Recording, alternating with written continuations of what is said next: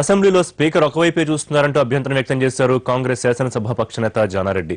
అధికార పక్షంతో పాటు ప్రతిపక్షం సభ్యుల వైపు కూడా చూడాలని, వారు చెప్పేది పట్టించుకోవాలని కోరారు. ఆయన సస్పెండ్ చేసుకుంటూ పోతే సభలో ఎవరూ మిగలరన్నారు బీజేపీ నేత ప్రభాకర్.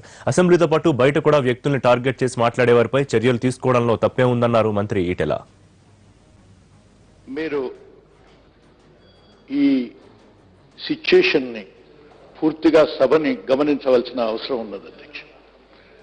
ఏ పరిస్థితుల్లో కానీ ఒక పక్కకే చూస్తూ ఒకే పక్కన గమనిస్తూ మిగతా సభ్యులు సంజ్ఞలు కానీ వాళ్ళ సైకాలజీ కానీ పరిస్థితిని కానీ గమనించి సభకు ఉందాతనాన్ని తెచ్చటానికి కానీ లేకుంటే మేము ఇచ్చే సూచనలు సలహాలు ఏమైనా ఉన్నాయా లేదా అనేటువంటిది గమనించడం చాలా బాధాకరం.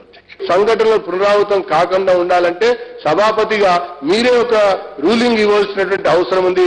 దీనికి అధికార పక్షం ప్రతిపక్షం అందరూ కూడా కట్టుబడి ఉండేటువంటి విధంగా చూడవలసినటువంటి బాధ్యత ఉంది మా అందరిపైన కూడా ఈ సందర్భంగా మేము మనవి చేసుకుంటూ మరి ఈ జరిగినటువంటి ఒక సస్పెన్షన్ ని మీరు పునరాలోచించాలని చెప్పని నేను కోరుతున్నాను అధ్యక్ష. మీరు గవర్నమెంట్ జానారెడ్డి గారు అదేవిధంగా లక్ష్మణ్ గారు అందరూ వారు చెప్పడం కూడా అన్ని పక్షాలు కూడా సభ సాక్షిగా ఇది మంచి పద్ధతి కాదు, మీరు పత్రికల ఆధారంగా చేసే సాంప్రదాయాలు లేవు, దాన్ని విత్డ్రా చేసుకోండి, మీరు సంజయ్ చెప్పమని చెప్పి కోరినప్పుడు మరి అందరూ సభ్యుల సూచనలు కానీ అన్ని పార్టీల నాయకుల సూచనలు కానీ పెడచెవిన పెట్టినామంటే మరి వారి సంస్కారం ఏందో మనం ఒకసారి ఆలోచించుకోవాలి కదా.